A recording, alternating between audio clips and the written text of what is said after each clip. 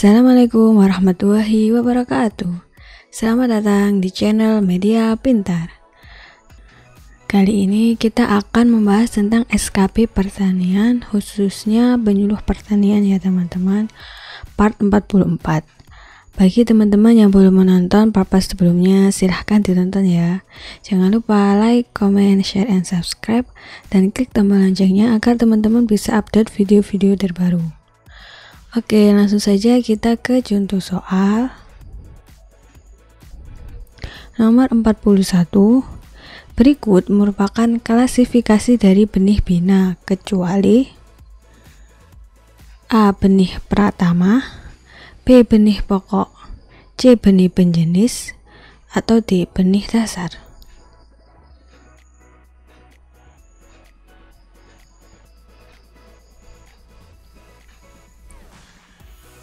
Oke, kita bahas ya teman-teman. Klasifikasi benih bina dikelompokkan menjadi 4 kelas benih, yaitu yang pertama benih penjenis atau BS, atau breeder seed atau BS ya. Yang kedua benih dasar atau BD, atau foundation seed atau FS. Yang ketiga benih pokok atau BP, atau stock seed atau SS. Dan yang keempat benih sebar atau BR, atau extension seed atau ES. Jadi yang bukan merupakan klasifikasi dari benih bina adalah yang A ya teman-teman, benih pratama.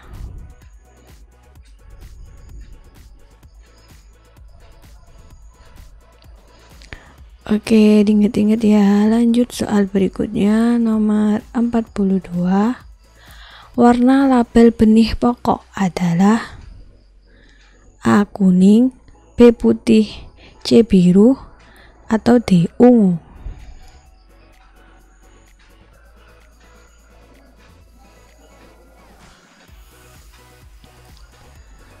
Oke, kita bahas ya teman-teman. Ketentuan pemakaian label adalah sebagai berikut, yakni untuk benih penjenis atau BS atau breeder seed atau BS ya, warna labelnya itu kuning. Contohnya seperti yang di bawah ini ya teman-teman. Untuk benih dasar atau BD atau foundation seed atau FS, warna labelnya putih. Contohnya seperti itu ya. Untuk benih pokok atau BP atau stock seed atau SS, warna labelnya ungu.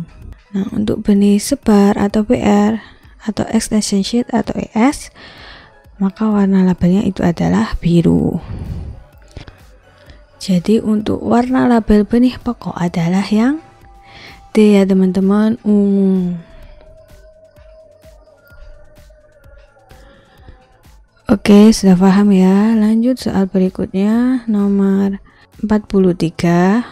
Varietas yang dapat disertifikasi benihnya harus telah ditetapkan sebagai varietas yang dapat disertifikasi oleh A. Balai Pengawasan dan Sertifikasi Benih Tanaman atau BPSBT, B. UPTD Pembenihan atau Instalasi Pengawasan dan Pengujian Mutu Benih atau IP2MP, C. Menteri Pertanian, atau D. Jawaban A, B, dan C benar.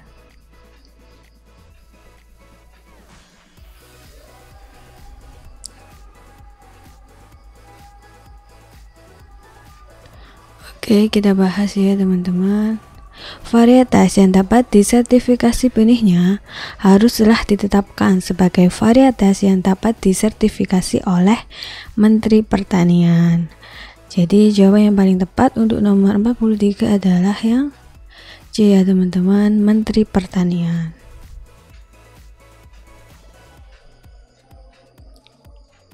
Oke, lanjut ya soal berikutnya nomor 44. Yang termasuk produsen benih penjenis atau BS adalah A. BPTP, B. BUMN, C. Swasta, atau D. Balai Besar Penelitian atau Balit Komoditas.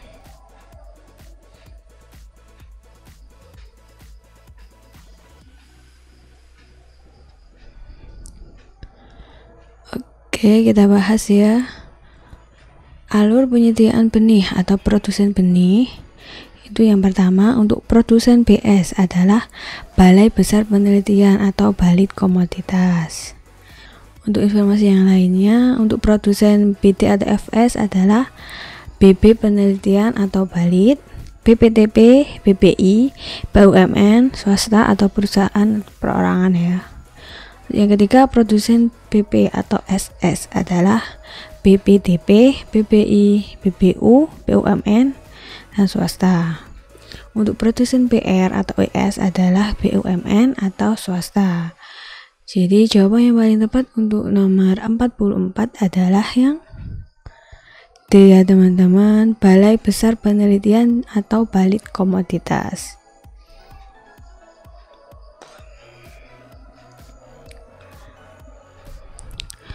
Oke, lanjut ya, soal berikutnya nomor 45. Pengujian benih di atas kertas dapat dilakukan untuk pengujian berikut, kecuali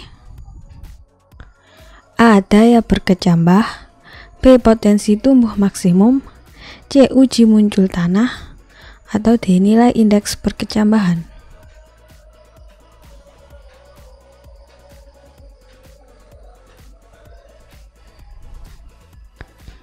Oke, kira-kira jawaban yang mana teman-teman? Ya, untuk A daya berkecambah ini benar ya.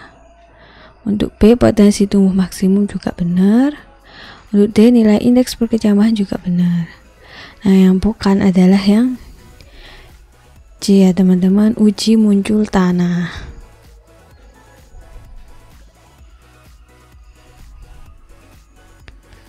Oke, lanjut ya, soal berikutnya nomor 46. HET atau harga eceran tertinggi benih padi hibrida bersubsidi yang ditetapkan tahun 2016 adalah A. Rp2.500 per kilo, B. Rp3.100 per kilo, C. Rp4.100 per kilo, atau D. Rp3.800 per kilo.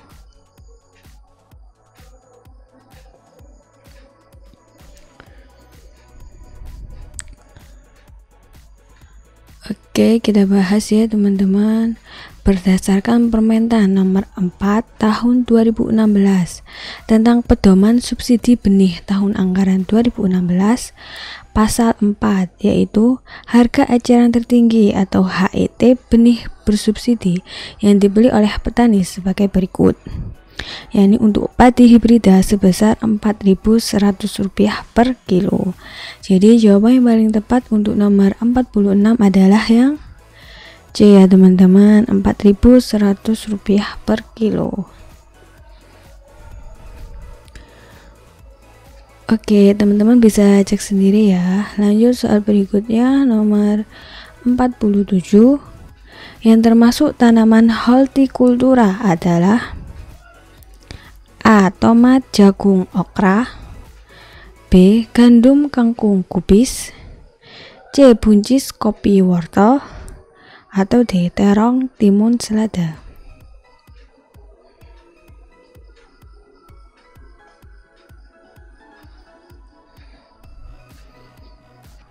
Oke, yang termasuk tanaman hortikultura atau sayur-sayuran itu untuk A. Tomat, jagung, okra. Tomat benar, jagung bukan ya teman-teman, karena termasuk tanaman pangan.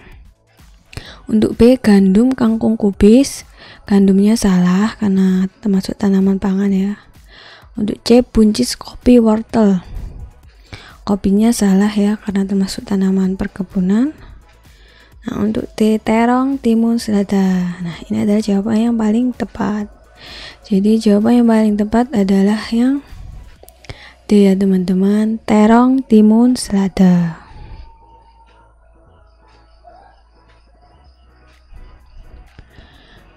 Oke, lanjut soal berikutnya nomor 48.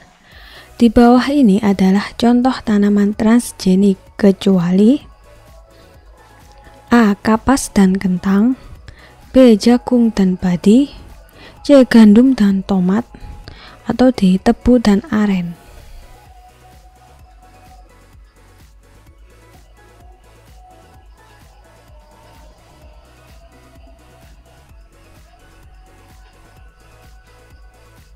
Oke, kita bahas ya teman-teman. Nah, ini adalah contoh tabel untuk tanaman transgenik ya. Tanaman transgenik itu adalah tanaman hasil dari rekayasa genetik. Bisa dilihat teman-teman ya, untuk contoh tanamannya ada tomat, kentang, jagung, kapas, padi. Nah, jadi yang bukan itu adalah yang D ya teman-teman, tebu dan aren.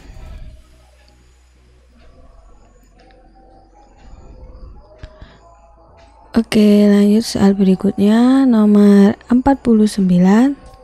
Kriteria budidaya padi dengan metode SRI atau System of Rice Intensification kecuali A. Umur pindah bibit lebih awal, B. 1 bibit per lubang, C. Jarak tanam 20 x 20 cm, atau D. Penyiangan intensif.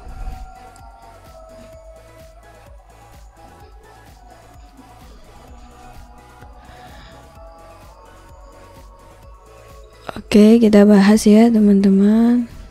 Prinsip-prinsip budidaya padi hemat air atau metode SRI itu adalah yang untuk A. Tanam bibit muda berusia kurang dari 12 hari setelah semai ketika bibit masih berdaun tua helai.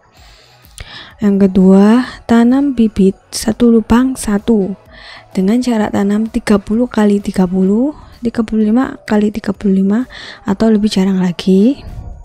Yang C, pindah tanam harus segera mungkin atau kurang dari 30 menit dan harus hati-hati agar akar tidak putus dan ditanam dangkal. Untuk D, pemberian air maksimal 2 cm atau macak-macak dan periode tertentu dikeringkan sampai pecah atau irigasi berselang atau terputus. Untuk E, penyiangan sejak awal sekitar umur 10 hari dan diulang 2-3 kali dengan interval 10 hari. Untuk F, sedapat mungkin menggunakan pupuk organik atau kompos atau pupuk hijau walaupun hal ini bukan keharusan. Sumbernya anonim 2006. Jadi yang bukan kriteria dari metode SRI adalah yang C ya teman-teman, jarak tanam 20 x 20 cm, karena yang sebenarnya jarak tanamnya harusnya minimal 30 x 30 cm. Oke, sudah paham ya teman-teman. Lanjut soal berikutnya, nomor 50. Penyakit yang menyerang tanaman padi kecuali A. Tungro, B. Layu fusarium, C. Hawar daun, atau D. Antraknose.